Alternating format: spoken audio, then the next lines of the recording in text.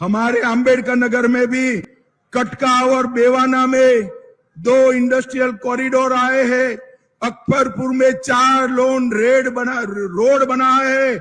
माया बाजार गोसाईगंज से अकबरपुर बाजार तक बाईपास स्वीकृत कर दिया गया है। महादेवघाट टांडा का सौंदर्यीकरण हो रहा है। 400 केवी की नई हाई टेंशन लाइन आपके यहाँ पहुंच गई है। पुंथर झील का जीर्णोद्धार हो रहा है। लगभग 64,000 गरीबों को घर मिला है। 1,74,000 माताओं को गैस का सिलेंडर मिला। 3,15,000 माताओं को नल से जल मिला। 4,24,000 घरों में शौचालय बनाए। किसान सम्मान निधि 4 लाख किसानों के घर में पहुंचाने का काम नरेंद्र मोदी जी ने